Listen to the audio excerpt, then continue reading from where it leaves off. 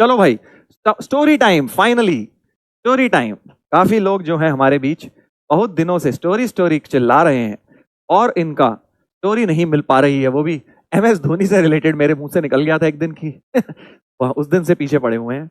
चलो तो स्टोरी बता देता हूँ। देखो यार, स्टोरी थोड़ी सी ऐसी है, ठीक है, 5 मिनट की स्टोरी, फिर पढ़ाई करेंगे वापस। स्टोरी थोड़ी सी ऐसी है कि यार जिसमें ना विश्वास नहीं होता लोगों को अब हुआ क्या कि लास्ट ईयर भी मैंने बताई थी स्टोरी, लोगों ने विश्वास नहीं किया। अरे सर मसाला, मैंने पहले ही बोला था यार देखो विश्वास नहीं करोगे, क्योंकि बहुत बड़ा कोइंसिडेंस है इस स्टोरी में, बहुत बड़ा कोइंसिडेंस है। तो आप लोग विश्वास कर लेना, विश्वास कर लेना, ठीक है, पहले ही बोल रहा हूं, सच है स्टोरी, स्टोरी सच है और विश्वास कर लेना, ठीक है। चलिए बताता हूं हुआ क्या। तो हुआ ये, देखो 2017 की बात है, 2017 की। मैं एक गेस्ट लेक्चरर की तरह बोकारो जा रहा था, DPS बोकारो, ठीक है। वहां पे क्या है, DPS बोकारो में काफी बढ़िया बढ़िया बच्चे पढ़ते हैं और JEE भी काफी बच्चे निकालते हैं वहां से। तो मुझे एज अ गेस्ट फैकल्टी बुलाया गया था एक हफ्ते के लिए कि भाई सर इन बच्चों को पढ़ाइए, मतलब देखिए हमारे बच्चों का लेवल कैसा है और आप इनको IIT के लिए गाइड करिए थोड़ा सा। हफ्ते भर में, एक हफ्ते के लिए गया था मैं, और कि आप इनको मोटिवेट करिए और कौन कौन से बच्चे बढ़िया हैं, कर सकते हैं आप, उनको थोड़ा हमें बताइए। तो ठीक है, मैं गया, एक हफ्ते के लिए क्लासेस वगैरह ली, और ट्रस्ट मी वो एक अलग स्टोरी है। मतलब वहां पे क्लासेस लेना और ऑफलाइन में, मतलब मैंने इतने सालों से क्लासेस ली हैं, बट वहां के बच्चों का जो डेडिकेशन था, सुबह 6 बजे आ जाते थे और उनकी क्लास में नॉन स्टॉप लेता था 6 से 12, 6 घंटे की क्लास। एक भी बच्चा मजा लो कि उबासी भी ले ले, क्लास में बोर हो रहे हैं सर, थक गए सर, यूं कुछ नहीं, चुपचाप पढ़ते रहते थे 6 घंटे, मतलब 6 घंटे। 3 घंटे बाद एक ब्रेक देता था मैं, 10 मिनट का लंच ब्रेक, फिर उसके बाद फिर शुरू, बीच में कोई नहीं बोलता था। तो खैर वो लेवल ऑफ डेडिकेशन अलग था। आप में से भी बहुत सारे बच्चे होंगे DP बोकारो के, आई थिंक, है ना। तो वो बहुत ही बढ़िया, बहुत मेहनती बच्चे लगे मुझे। तो एनीवेज, तो मैं गया था और मेरे साथ एक टीचर और गए थे, फिजिक्स के थे वो। तो हम रोज ऐसे ही अपने लेक्चर लेते थे। तो हुआ क्या कि हमारी फ्लाइट बोकारो से, ऑब्वियसली रांची से फ्लाइट थी वापसी की, दिल्ली की। तो हम वापसी में एक हफ्ते के बाद रांची जा रहे थे कार से, मतलब बोकारो से निकले कार से और एयरपोर्ट की तरफ निकले। तो कार में बैठ के भाई बातें चल रहे थे हमारे, ऐसी हम टीचर्स बातें कर रहे थे। तो वो जो टीचर थे वो मुझे बता रहे कि सर, मतलब क्रिकेट के वो भी शौकीन थे, मैं भी बड़ा शौकीन था। तो उन्होंने वो बोले कि सर पता नहीं सर, आज मतलब मैं तो इतनी एयरपोर्ट नहीं, वो मुझसे वो ऐसे स्टार्ट किया उन्होंने कि सर आप इतनी बार फ्लाइट से जाते हो, आपको कोई क्रिकेटर वगैरह मिला है कभी? मैंने कहा नहीं यार, हमारी कहाँ ऐसी किस्मत कोई क्रिकेटर वगैरह मिले। कह रहा है कि सर मैं तो, मेरा दोस्त है उसने तो पहली बार ही फ्लाइट ली, उसको तो विराट कोहली मिल गया फ्लाइट में सर। बताओ, एयरपोर्ट पे उसे विराट कोहली मिल गया, उसने वहां उसका फोटो वोटो खिंचवाई और ऑटोग्राफ लिए। बताओ कितनी बड़ी किस्मत है, कितनी बढ़िया किस्मत है। अब जो क्रिकेट फैंस हैं वो समझ सकते हैं इस चीज की इंपॉर्टेंस, है ना। जो क्रिकेट फैंस नहीं है वो कहेंगे अबे क्या ही फर्क पड़ता है, कौन मिल गया कौन नहीं। तो यार जो आप में से भी क्रिकेट फैंस हैं वो समझ रहे होंगे ना कितनी बड़ी बात है भाई, अगर आप गए फ्लाइट में और आपको कोई क्रिकेटर मिल गया। तो हमने कहा यार हमारी कहाँ ऐसी किस्मत, हमें तो आज तक कोई मिला नहीं, और पता नहीं भाई कैसे लोगों को मिलता है, हमें तो मिला नहीं कोई। तो फिर बस यही सब बातें हुई, हमने थोड़ी बहुत लोगों को गालियां वालियां दी कि अरे यार पता नहीं लोगों को ऐसे मिल जाता है, थोड़ा बहुत रोए धोए अपना स्टाइल में, जैसे होता है ना, तुम भी करते हो अपने दोस्तों के साथ ऐसी गालियां वालियां दे रहे हो, यू नॉट गाली in proper sense, but in the sense कि हाँ यार हमारी किस्मत खराब है, अपनी किस्मत को कोसना। तो एनीवेज पहुंच गए हम एयरपोर्ट। अब एयरपोर्ट पहुंच गए आगे की कहानी शायद तुम थोड़ा बहुत गेस कर पा रहे होगे क्या हुआ, है ना। तो एनीवेज क्या हुआ वो बता देता हूँ, कैसे हुआ ये बताता हूँ, बिकॉज क्या हुआ वो तो तुम समझ गए होगे। तो हम फ्लाइट में गए, आराम से बैठे, रांची टू दिल्ली फ्लाइट ले रहे थे। और हुआ क्या कि जैसे फ्लाइट में क्या होता है, मतलब खाली वेलने बैठे हो आप, थोड़ी देर सो जाते हो, जैसे ट्रेन में होता है वैसी फ्लाइट में भी, कि थोड़ी देर बैठे हो खाली, थोड़ी देर सो गए, थोड़ी देर वॉशरूम हुआ, कुछ कुछ यही कर ली, थोड़े मोबाइल में कुछ गेम खेल लिया। तो हुआ क्या कि मैं 1 घंटे सोया, थके हुए थे हम, सुबह 6 बजे की क्लासेस ली थी, 1 घंटे सोया, वो भी सो रहा था मेरा फ्रेंड। और फिर जब मैं, जनरली क्या होता है, आप सो के उठते हो, थोड़ी देर वॉशरूम चले जाते हो, तो मैं वॉशरूम की तरफ गया। और फ्लाइट्स में वॉशरूम गया बिल्कुल आगे होते हैं, बिल्कुल सबसे आगे, सारी सीट्स पार करके सबसे आगे, ठीक है। तो मैं मतलब आंखें मल रहा था और देखा मैंने, वहां वॉशरूम गया तो वहां पे देखा कि वहां पे लिखा आ जाता है कि ना ऑक्यूपाइड, वहां लिखा आ जाता है ऑक्यूपाइड। तो मैं बाहर खड़ा होकर वेट कर रहा था कि भाई अंदर ऑक्यूपाइड है तो मैं खड़ा होकर वेट कर रहा था, मैं सोचा कोई आएगा फिर मैं चले जाऊंगा वॉशरूम। तो जैसे ही मैं दरवाजे के बाहर वेट कर रहा हूँ, सोचो अंदर से दरवाजा खुलता है, अनलॉक होने की आवाज आती है, दरवाजा खुलता है और दरवाजा खुलते ही सामने से कौन निकलता है, वॉशरूम में से एकदम से मैं खड़ा हूं, आंखें आंखें मल रहा हूं, देख रहा हूं वॉशरूम में से MS धोनी जी निकल रहे हैं। समझ रहे हो? तो वॉशरूम में से MS धोनी निकले। अब तुम कहोगे सर हो ही नहीं सकता। अंदर से धोनी निकले। अब ऐसे में तुम क्या बोलोगे बताओ? एकदम तुम वॉशरूम जाने के लिए खड़े हो, वॉशरूम में से धोनी। तो मैंने क्या किया, मैंने एकदम से तो क्या ही समझ आता है, MS धोनी ने मुझे देखा, मैंने MS धोनी को देखा, तो मैंने हेलो कर दिया, बस हाथ मिला लिया।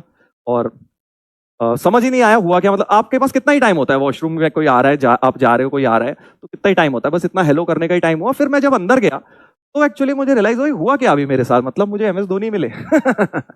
MS धोनी मिले। तो एनीवेज वॉशरूम के अंदर मैं 1-2 मिनट थोड़ा मैंने इस बात को डाइजेस्ट किया कि यार ये क्या हुआ अभी मेरे साथ।